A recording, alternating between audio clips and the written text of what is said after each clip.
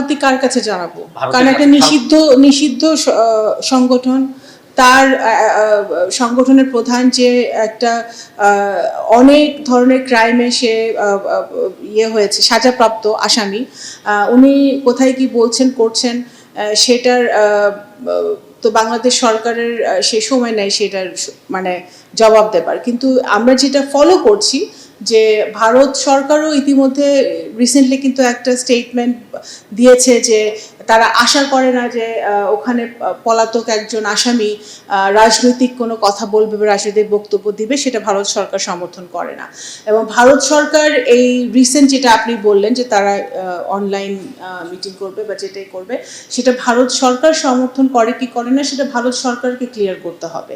আমরা এর আগে আমাদের বিএনপি সরকার জনগণের ভোটে নির্বাচিত হওয়ার পরে আমরা সবসময় বলেছি যে AKS অর্জন করলো গিনেস ওয়ার্ল্ড রেকর্ডস।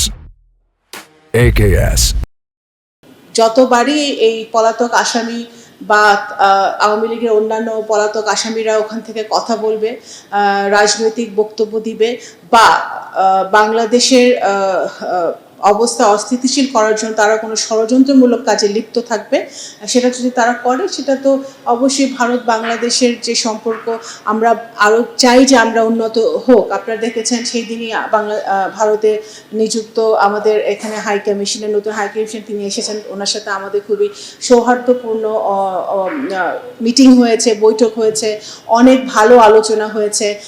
আমরা ফরওয়ার্ড লুকিং একটা অ্যাটিটিউড নিয়ে আগাচ্ছি ভারতের সাথে, সেটা ক্ষতিগ্রস্ত হোক সেটা আমরাও চাই না এবং আমার বিশ্বাস, আমার গভীর বিশ্বাস যে ভারতও চায় না। তো সুতরাং এটা ভারতকেই ক্লিয়ার করতে হবে যে ভারত সমর্থন দিচ্ছে কি দিচ্ছে। তাহলে কি 5 আগস্ট পর্যন্ত কোনো প্রতিবাদ বা ব্যাখ্যা আপনারা চাবেন না ভারতের কাছে অফিসিয়াল মাধ্যমে বা আনুষ্ঠানিক? এটা ভারত সরকার করছে না প্রোগ্রামটা, অনুষ্ঠান তো ভারতে হচ্ছে। যদি আমরা প্রয়োজন মনে করি সরকার থাকে, সরকার সেটা ওনাদের সংশ্লিষ্ট পররাষ্ট্র মন্ত্রণালয়ের সাথে আমরা যোগাযোগ করব, সেই ডিপ্লোম্যাটিক চ্যানেলে হবে।